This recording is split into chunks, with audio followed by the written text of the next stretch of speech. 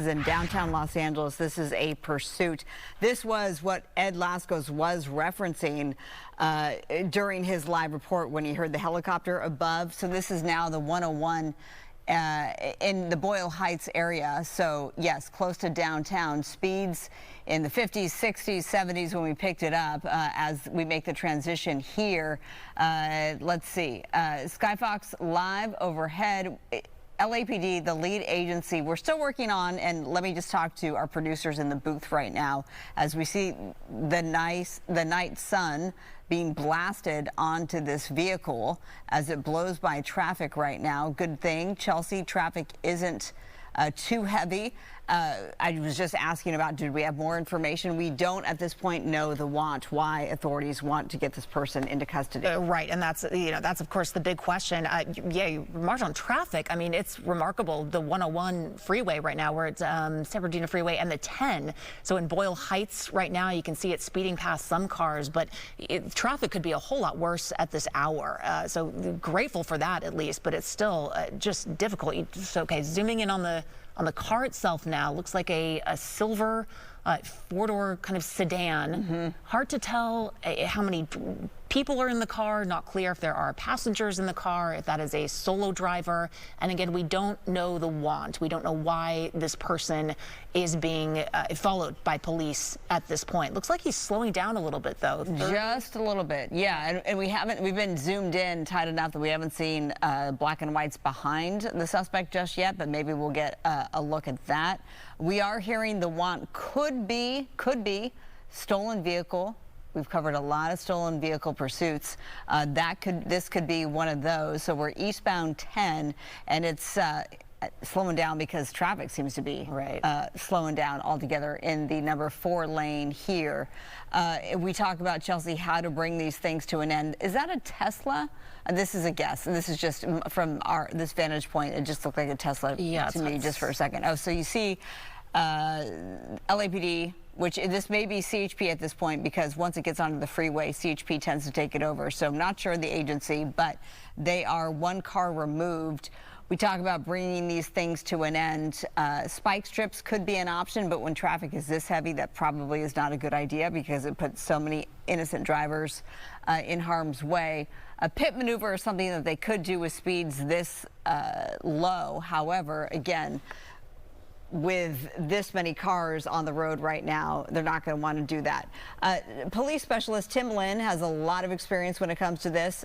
Tim, what do you make of this pursuit thus far? Do we have you? Just heard that dial tone.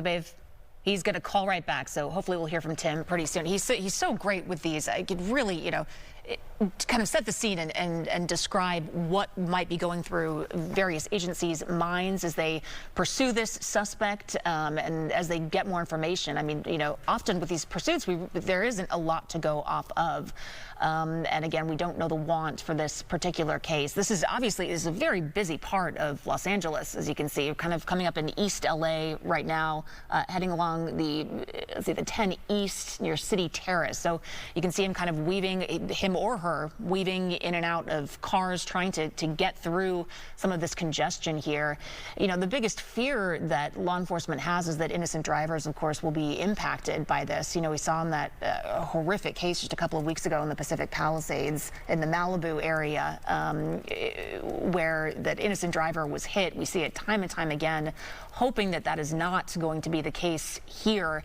Looks like this person is following the rules for the most part. I mean, he or she appears to be staying in lanes, hasn't, at least since we've been following this, doesn't appear to have broken the speed limit. Seems to be staying under the speed limit, in fact. Looks like we're taking an exit here, and this is exit Long Beach. And we just got confirmation this is a stolen vehicle. So now we're off and running onto the surface streets. And you see, again, the night sun prominently shining on the suspect here. And you bring up a lot of the unknowns, Chelsea, and always law enforcement always assumes there's somebody else in the vehicle, always assume that the suspect is armed. And when it gets to surface streets, is it the lesser of two evils? It looks like we're getting back on the 10. Looks like it. Let's see. Or the frontage road here.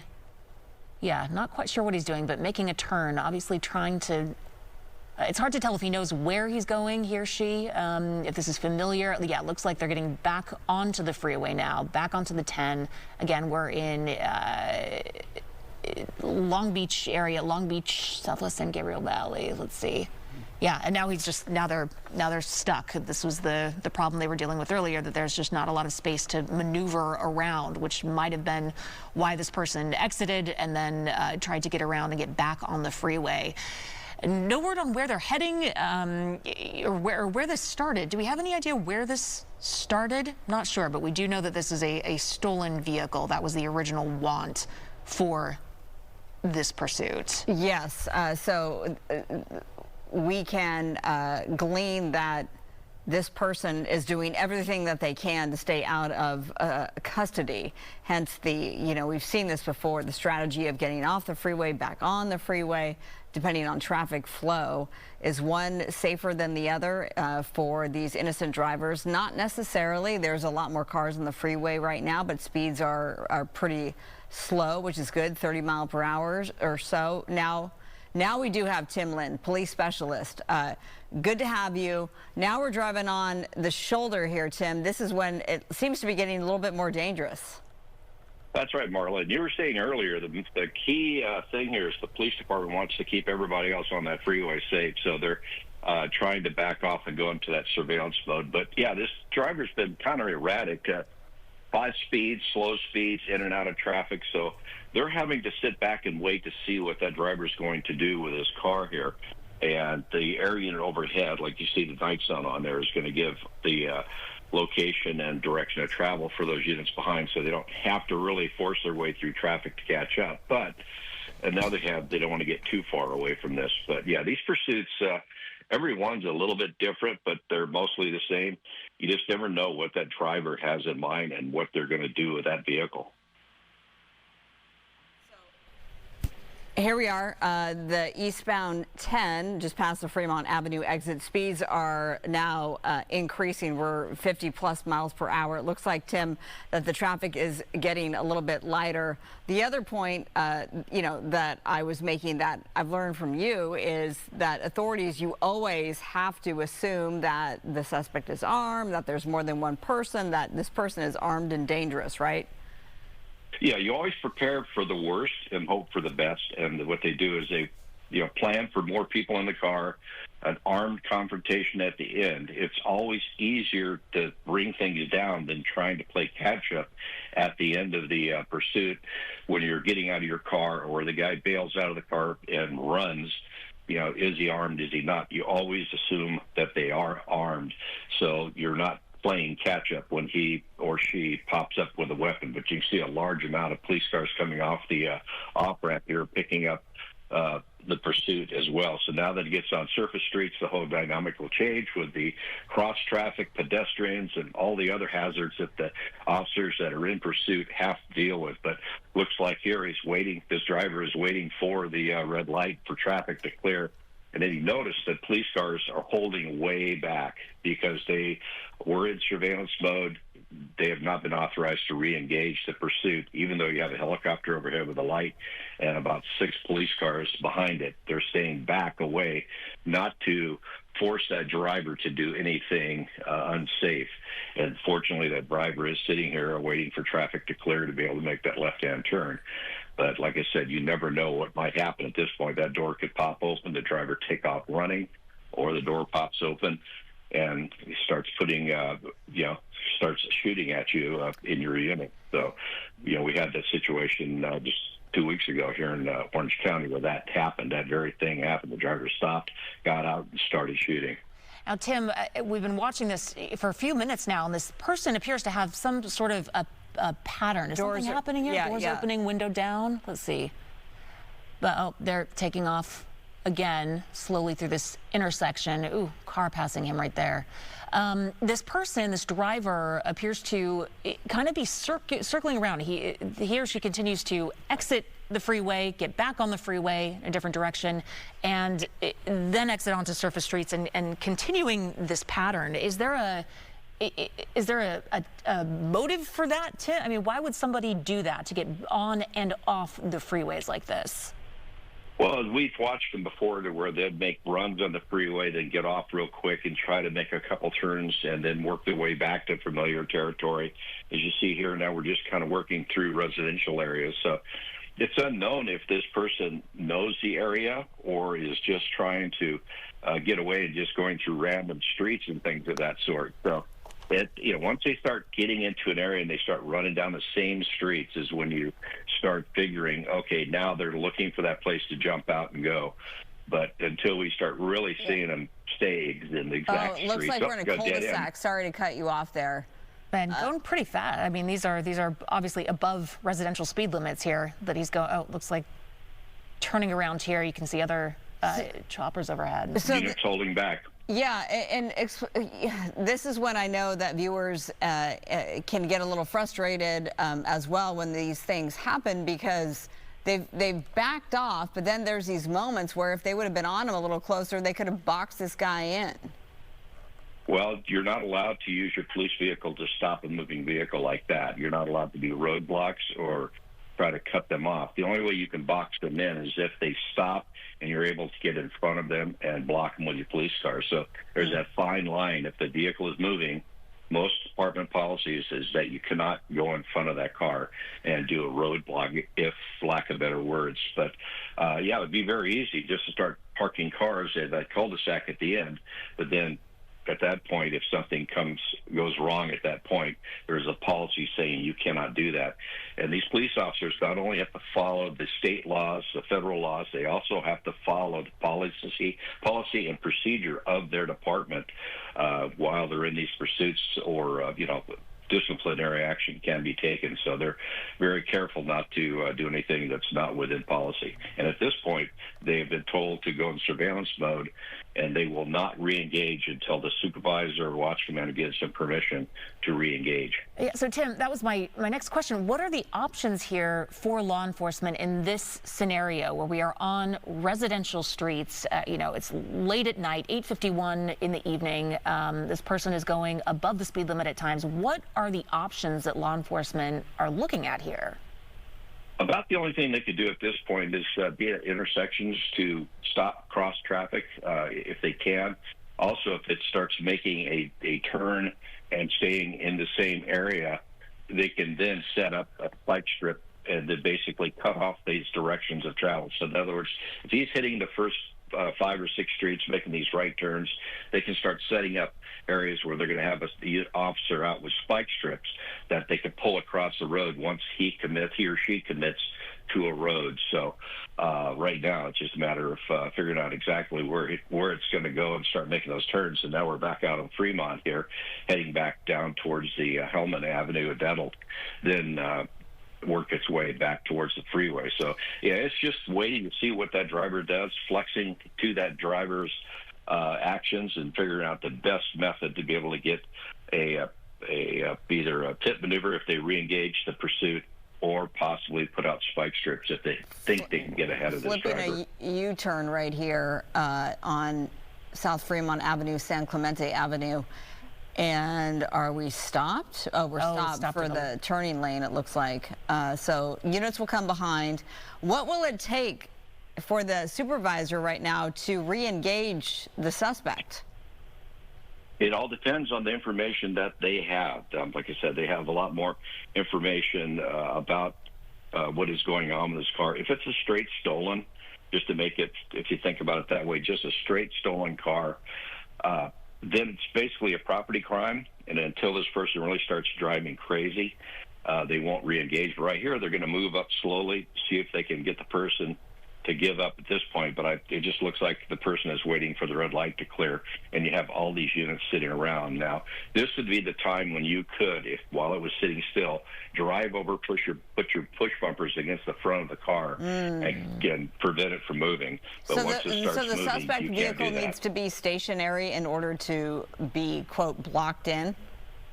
Yes, most policy and procedures are that. They have to be stopped, and either they pull over and stop, and you're able to get in front of them and block them off. So here we go back eastbound 10 freeway.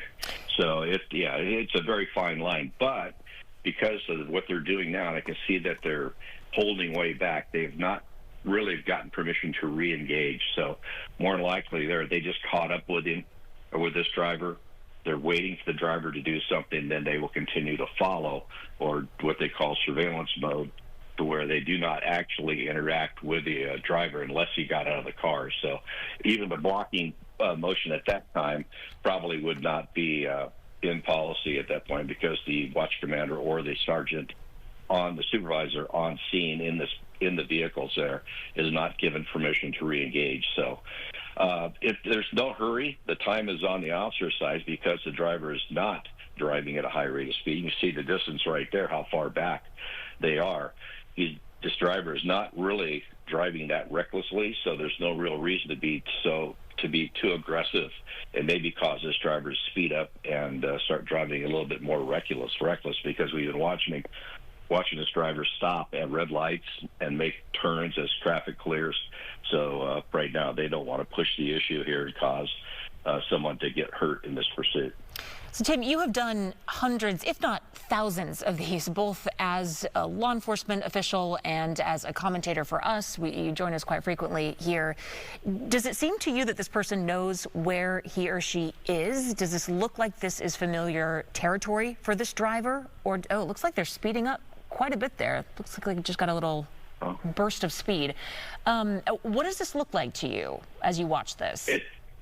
Like I said, the pursuits are pretty much different, every one of them, but most of them are the same, to where they'll do this. They'll go to an area, drive around a residential area, get back on the freeway, drive back the direction they just came from, and try to get off the freeway again. Now we'll have to see where this person gets off again and see if he goes back to the same area and starts circling around.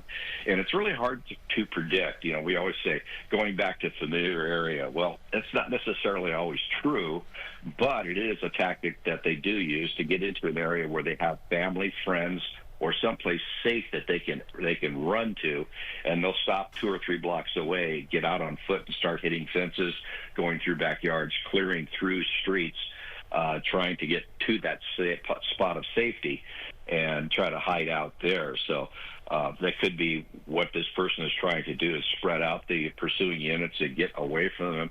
But these speeds are not really that excessive. We're only now 86, 85. I mean, the average freeway speed is 75 to 80, but moving right along down here in the HOV lane, so there's no real risk and no danger. But with that helicopter overhead, that's allowing the officers in the cars to back off, drive a little slower, take it easy, and be safer with their operations while this driver continues on. So getting into a familiar area, when we start seeing them drive down the same streets over and over and over again, is when I start thinking, okay, they're going to go to ground here. They're going to find a place where they feel they have a dark spot behind them where they don't see a police car, and they're able to get through houses and over a fence. And normally these drivers or these suspects, when they start running, they will run until they hit what we call resistance. They see a police car, they hear a police car, and then they'll change a direction, and usually to the right. The secret we have, they'll go to the right for whatever reason, and then continue on until they hit more resistance. They've learned over time that not to stop running, because if they stop running, they'll get contained. The canine will come in and find them. But in this case, you have a misdemeanor right now, could be felony, so a wobbler is what they call it. But you still have to keep in mind, is that police officer in the pursuit, in the car, supervisor in the pursuit, in the car behind here. This is just a property crime, and you don't want to get any innocent civilians hurt for something as simple as just went in the median, the center divider. Not sure what caused that. They were just trying to make a last-minute exit to get off. That's why. So we saw some sparks fly, which means there could be some damage to this reported stolen vehicle. Now that we're on Aerojet Avenue and Telstar Avenue, and our Extreme Nav says Park El Monte. This is the upper San Gabriel Valley. So Night Sun's still on them. Tim, what do we make of that move? It was the last minute. I want to get off. I think I can make a quick move to the right. It probably didn't see that raised gore point, as they call it.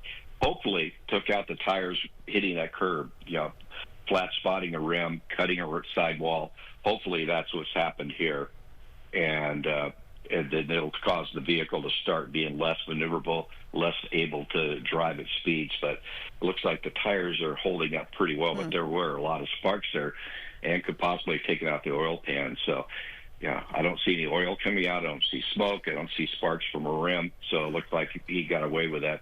He or she got away with that crossing over that raised separation between the exit lane and the main line of the freeway. But, yeah, it's, go ahead. I just want to let our viewers know as we approach the top of the hour at 9 o'clock, LA Live News tonight at 8 o'clock, we would have gone off the air and had a commercial break and then jumped back on the air for LA Live News tonight at 9 o'clock. Of course, we're continuing with our live coverage here of this stolen vehicle pursuit. This is in the Southwest San Gabriel Valley. We have Tim Lynn, police specialist, on the line as he helps us call this pursuit. I'm Marla Tejas alongside Chelsea Edwards. Thanks so much for joining us. Now, if you are just joining us, so here's what we know so far. This pursuit started around 8:30. We were actually live here on the air with our own reporter, Ed Lascos, who was downtown LA, which is where this all started. We know that the want here was a stolen vehicle, but we don't have further details than that. So it's not clear what this person is up to. It's not clear if this person is armed or whether there are multiple people in the car or not. I mean, as we zoom in, it's really hard to tell. Cannot tell if there are additional people, but that is, of course, what law enforcement always operates, as if there are multiple people in the car, just out of an abundance of caution and for the safety of anybody else who may be involved. Tim, we've been watching this driver kind of go on and off of surface streets. He or she has gotten on and off the freeway, seems to be staying kind of on the 10 for the most part. But now we're heading west. So now we're going back to where we came, right? Right, yeah, back we were eastbound when he got off, made a couple circles, and then back up to the westbound. So he's using he or she is using the 10 freeway back and forth, and we'll see if when he gets back up towards downtown, if he goes back into the downtown area where this all started, or does this person get off someplace on the east side of downtown and try to lose the officers on the side street. So it's just a matter of waiting and seeing what this driver's going to do. And as I've been saying, unless this person is driving at a high rate of speed, very recklessly, more than likely, they're going to stay in this following mode, to where the units on the ground stay back and let the air unit handle the pursuit. So they have to figure out, based on what the driver does, based on what the suspect in that vehicle does, before they can act upon it. Then it gets into a point when it gets on surface streets and starts driving recklessly, then you might see the units come up a little closer, try to do a pit maneuver on a turn, or if it stays in a contained area, possibly put out those spike strips. But it's a hard decision to make, and you have to keep your cool and keep your adrenaline level down as that pursuing officer behind you. See how far back the pursuing officers are, because when it went on the freeway, it went through a construction area, so there was a little bit of maneuvering to get on. But you see they're holding way back, and that is a classic scenario of a surveillance mode or tracking mode. Normally on tracking mode, the area will turn off the light, but the units are so close that he's obviously knows they're back there, and then they'll just stick with it. And like I said, it's a property crime, and you don't want to get a innocent driver on the road hurt by pushing this suspect to drive faster or more reckless than he's doing right now. And speaking of driving faster and more reckless, and we're seeing these speeds now get up to, I think, 85 we just saw, now at 81. And we do know that this driver is dealing with some sort of damage to at least one of the wheels. We saw just a few moments ago when they were turning, trying to make a quick exit, trying to evade police or CHP, whatever units are behind him or her, and hit kind of a raised center median. We saw some sparks fly. It appeared that there was some sort of damage. There was some wobbling in the moments right after that happened, but doesn't seem to be impacted right now. This driver appears to be maneuvering the car just fine, and at speeds that are higher than what we've seen before. This driver, for the most part, has been following the rules. It seems to be, not really too reckless out there. But those speeds, again, seem to be going up a little bit, and this driver doesn't appear to have any issues with whatever damage happened when they took that quick exit and hit that center median. Yeah, so Tim, we're now in the number 2 lane, speeds mid-70s. You know, each time, though, that there is an infraction, that is counted against the suspect, right? So this could be just quote, a property crime, but every law that they break, including not pulling over, that is added on to their list of charges. Yeah, felony evading would be the main charge that the person would be arrested for at this point. But like I said, it's also a wobbler because you have to be able to articulate that he put other drivers in danger. You have to be able to show that his reckless driving was really putting other people in harm's way. And at this point, it'd be kind of hard, but they are keeping track of every red light he goes through, every traffic violation. And that just becomes a part of the reckless driving, the overall overarching law that they use on this. It's lesser included is what it's called. But yeah, the 2800.1 of the vehicle code is what he's violating, and now failure to yield and failure to yield to emergency vehicle. So they'll continue on with that. And then again, though, that is not a reason to be too aggressive to be able to chase this person down and get them to drive too fast, because it is your main job as a police officer in these pursuits, and you're as a supervisor in these pursuits, is to protect the public. That is the number one job. Catching the suspect is number 2, and keeping your officer safe is also right up there with it. So you just don't want to get too aggressive on something like this unless he's doing something that warrants that action, and that decision is being made by the supervision of the LAPD who are in this pursuit. But if we were talking about damage, it doesn't look like, as we see here, there's much damage, because at this point you would start seeing a little concrete dust coming off the freeway. If he had rim down, you'd see more sparks. If he damaged the undercarriage, you would start seeing smoke from oil. So it looks like when that person hit that center divider, hit that raised score point, getting off the freeway, it probably surprised them as much as it surprised us. So they just tried to do the old okey doke dive for the off ramp and try to get off and hope the units can't come off behind them. But you're not going to outrun that A-Star that's overhead with night sun on them. Yeah. And very few get away unless they get into an area where that helicopter pilot and observer cannot see them. Yeah, so and that's doesn't seem to be the case here in this situation. Tim, you've been in these pursuits before. You have been an officer in one of the units behind a car that is speeding away like this. What is going through law enforcement's minds as we get into the 30-minute mark here of this pursuit? What are officers thinking? What are they dealing with as they try to manage what's happening in front of them here? First and foremost, you try to keep your emotions down, keep that adrenaline level down, because when you get, especially if you're new to the job, your adrenaline level goes way up, and then you get what we call bumper lock or missile lock on that vehicle, and you just ignore everything else around it. You're chasing the car. You have to get to the point to where it doesn't get you excited, to where you can stay behind it, maintain your car, drive your car safely, and still stay close enough. If you were in actual pursuit in behind this vehicle and tried to keep up with it, it's a completely different scenario. But in a situation like this, you're just trying to maintain a safe distance. And at the same time, you're getting information from the station, you're watching the driver, you're going to react. Now, you blacked out going down this off-ramp. Yeah, so we're on to surface streets again. Yeah, we're into the downtown area. So we'll see what happens here as he comes off.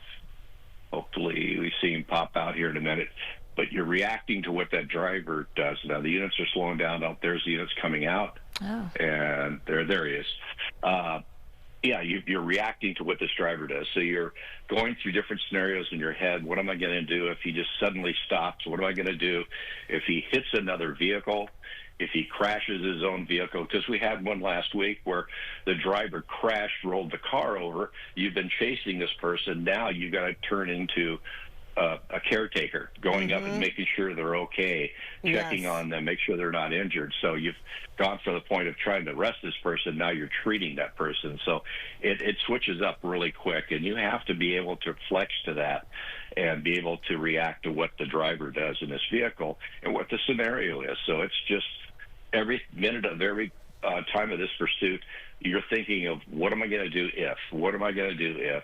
And then something happens, you react to what happens, and then when you get into a quiet moment like you are right now, what am I going to do? But right now, you're worried about cross traffic. You're worried about that pedestrian who's wearing all black standing out in the street that you cannot see, because you have to be able to operate your vehicle to where that does not become a hazard. So you can't drive as fast as the suspect you're chasing. Go ahead. Now we're going against traffic, it looks like. Oh, we're going to get back onto the 101 North. So a little bit of a reprieve on the surface streets in the downtown area. Now we're back in Boyle Heights, and this is a stolen vehicle pursuit that we have been watching for just over now 30 minutes. LA Live News Tonight up and over this. Sky Fox there, and it looks like a blinker's on as we are now back to surface streets, Tim. So round and round we go. Right, and then on and off the freeway, getting into the surface streets. And now if this driver starts circling this area, that's where I, as a police officer in a police car behind it, would think, okay, he's getting ready to bail out and be ready for that. The tactical flight officer in that helicopter is now waiting, setting up his system to where the infrared camera is on the car, the night sun's on the car. He's aware of his area where he's at, so he can call the streets on either side, getting ready for if this person bails out. But here, see it stopping, slowing down, and just going to kind of work its way around that corner. You know, we've seen people being chased just ram their way through something like that. This person was a little more careful as they pulled through, so that's what's being taken into account. Stopping back from the red light, trying not to get pinned behind somebody. So it's being safe to a point, but then again, still fleeing from the officers. So these officers behind are going to just take every bit of information they can and then try to figure out something. But if this driver starts his turns, making loops in this area around the Boyle Heights area, then you might see a unit get out in front and in the darkness pitch out a spike strip. So it looks like we're getting into, I thought this was going to be a park area, but it just looks like parallel parking. So, now, yeah, go ahead. In the event that this driver foot bails, gets out of the car and just starts running, what are officers preparing for as they drive behind this person? I mean, are they ready to literally jump out of the car at any moment to chase this person down? Exactly. That's the scenarios that they're thinking about. Am I going to jump out and chase this? Oh, I'm sorry. Overpass. Overpass. Yeah, Man, that caught me. Sorry. But anyway, yeah, they're thinking about, that's some of the things they're thinking about. So you have a unit here blocking an intersection. Oh, yeah. Keeping the keeping traffic from crossing in front of this person. Now, if that was a red light and this driver was going to go through, now that officer's backing away because he stopped traffic there, going to let it through. And then at the same time, that officer there would look into that car, see how many people are into the car, and radio that information. But anyway, as they're thinking about jumping out and chasing, now, hopefully they have as much information as they can. Is it armed? Are there 3 or 4 people? In a stolen car, be it suspect, you're going to chase the driver because they're the ones in control of the property. So you would chase them.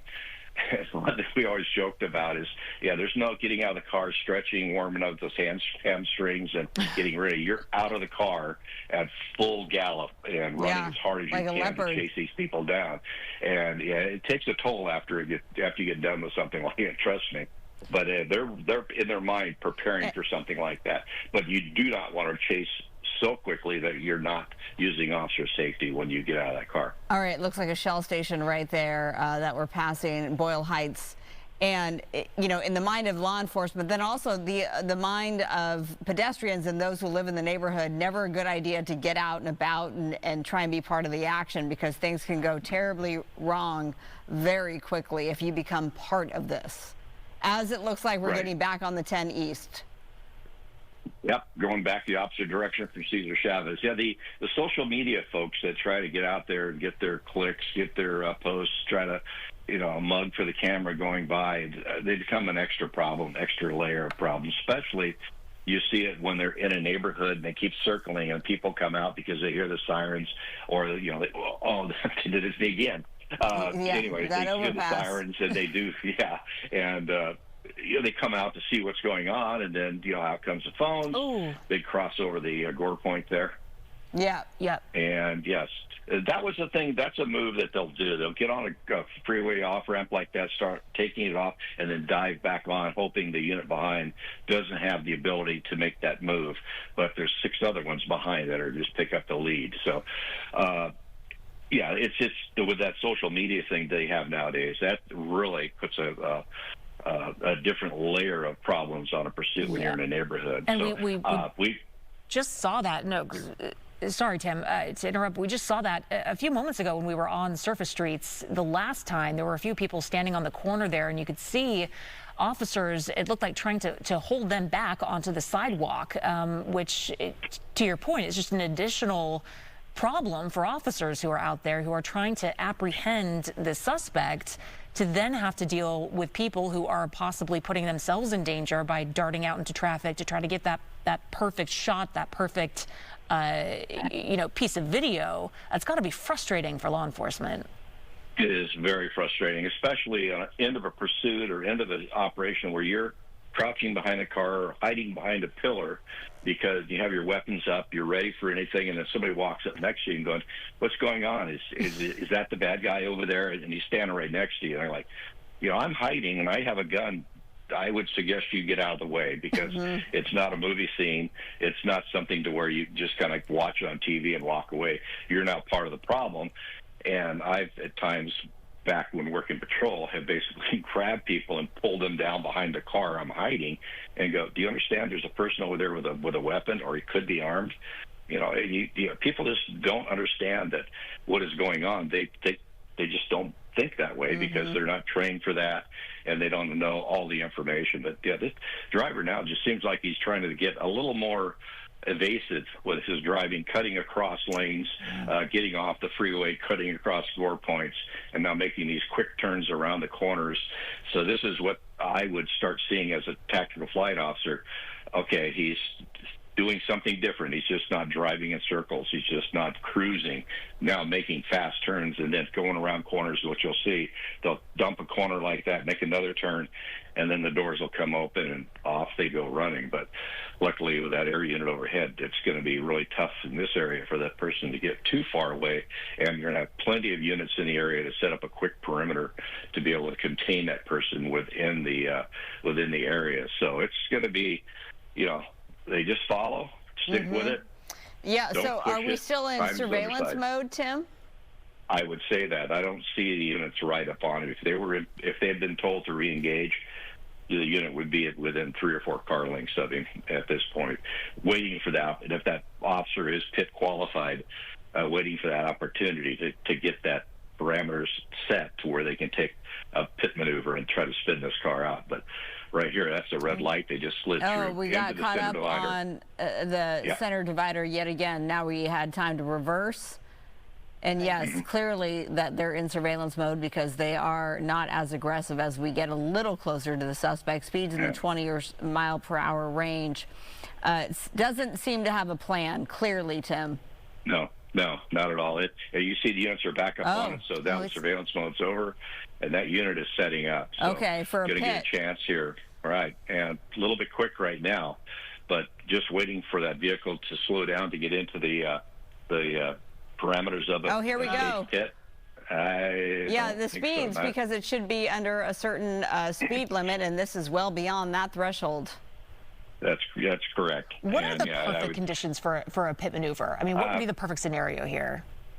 A wide open street, no pedestrians, no cars, and you're able to pit it from the right side, send it into the right curb, and nothing to hit when it spins around. That's the perfect scenario.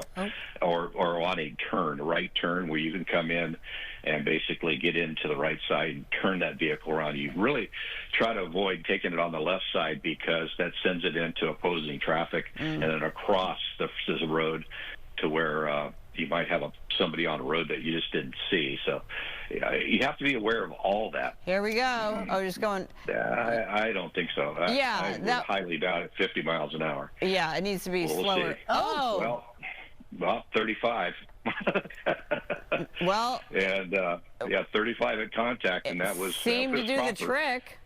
Yeah. I mean, we've seen this before, Tim, with the cat and mouse. Even though the car, okay, driver's side door is opening here. Oh, the driver already out, just like that. Wow. Yeah, kind of casual. Yeah, it hit that like that. They could have possibly have turned the car off, but then again, I think the driver just had enough after that point. But yeah, that was an aggressive pit maneuver. Yeah, but if you watch the speeds, which it was 35 miles an hour when he made contact. So, or that officer made contact. So within policy, just up there making himself available for the pit, and when a vehicle dropped in the prescribed speed limit or speed restrictions, was able to take that maneuver and didn't quite get it all the way around. A little more aggressive on the throttle would have taken that car all the way around, but it's hard. You've been taught so long not to hit anybody, and then when you go out there and purposely try to hit somebody, your brain sometimes doesn't let you go through with it. That's where a lot of training comes in, to when you have to be able to make contact with that vehicle, turn the wheel 1/4, on the brake, or on the gas real hard, on the brake, and that sends them around. So this driver giving up, they're calmly going over, going to take him into custody, and it ends with no civilians being hurt, no officers being hurt. Which is exactly the outcome that we're hoping for here. What is he hearing on the ground? What are officers shouting at him as he's complying, as he's getting down on the ground? What is it like being on the ground at this part, at the conclusion of a pursuit like this? They should have followed the directions to walk backwards towards the police cars, because the officers really don't like coming away from cover because they don't know what's in the car. But they're shouting to that person to turn around, keep your hands where you see them, walk back towards us. Sometimes you see them turn around, lift up their shirt, and do a little pirouette so they can see they don't have anything in their waistband.